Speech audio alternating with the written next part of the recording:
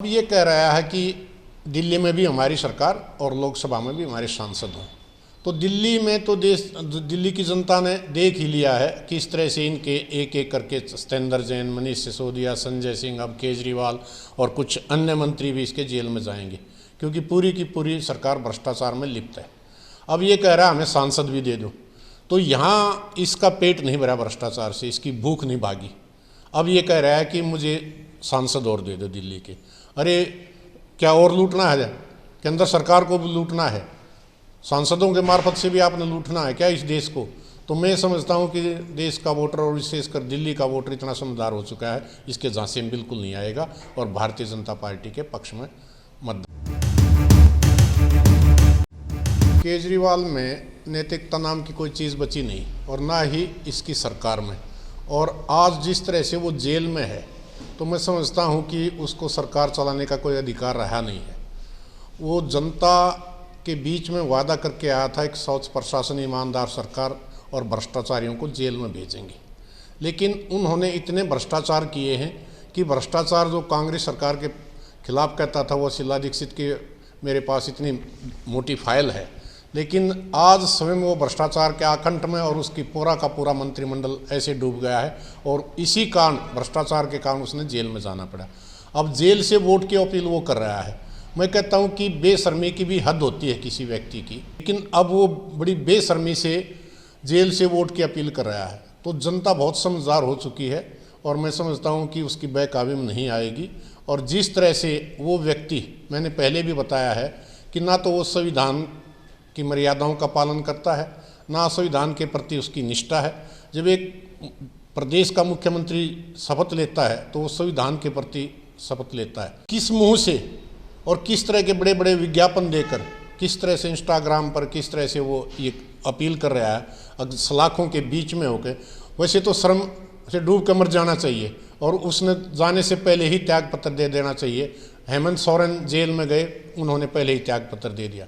लालू प्रसाद भ्रष्टाचार के आरोप में जेल गए थे और उन्होंने मुख्यमंत्री से इस्तीफा देकर अपनी घरवाली को, राबड़ी देवी को मुख्यमंत्री बनाकर वो जेल में गया था। तो इन्होंने तो वो सारी की सारी जो मर्यादाएं सब लांघ चुका है ये। और इस तरह से मैंने तो ऐसा व्यक्ति स्वतंत्र भारत के इतिहास में इससे निष्कृष्ट व्यक्ति नहीं हो सकता जो जेल में भी अब भी वोट की अपील कर रहा है, तो बड़े शर्म की बात है। अब ये कह रहा है कि दिल्ली में भी हमारी सरकार और लोकसभा में भी हमारे सांसद हों।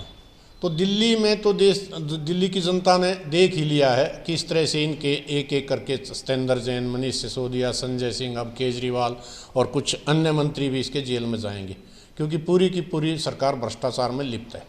अब ये कह रहा है हमें सांसद भी दे दो, तो यहाँ इसका पेट नहीं भरा भ्रष्टाचार से, इसकी भूख नहीं भागी। अब ये कह रहा है कि मुझे सांसद और दे दो दिल्ली के। अरे क्या और लूटना है? केंद्र सरकार को भी लूटना है, सांसदों के मार्फत से भी आपने लूटना है क्या इस देश को?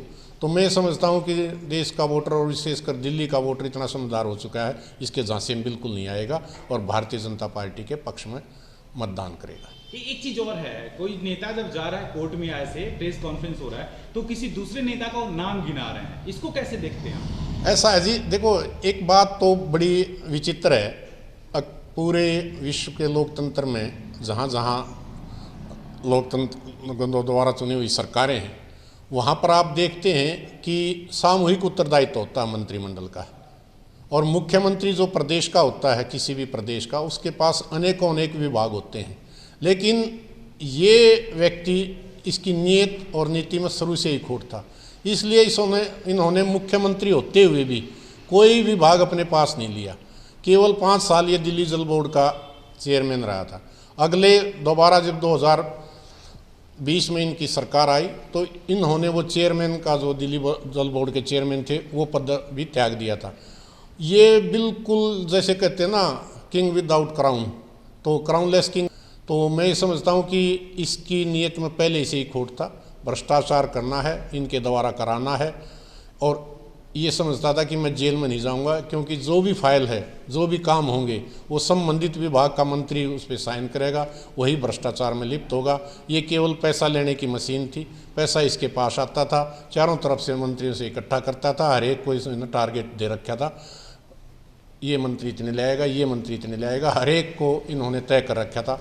और आज वही स्थिति है कि जब मंत्रियों ने इनके नाम लिए शराब नीति बनी, उन्होंने कहा इसके देख रेख में बनी है। और कैलाश गहलोत जी जो हमारे यहाँ नजफगढ़ से विधायक भी हैं, मंत्री भी हैं, उनके यहाँ विजय नायर रुका हुआ जो मीडिएटर था इस शराब नीति का सारा, तो इनके पूरे का पूरा मंत्रिमंडल इसमें शामिल है और ये पूरे के पूरे भ्रष्टाचार में लिप्त हैं। अब कोई किसी की दूसरे की जिम्मेवारी डालकर बच नहीं सकता, सब के सब जेल में जाएंगे।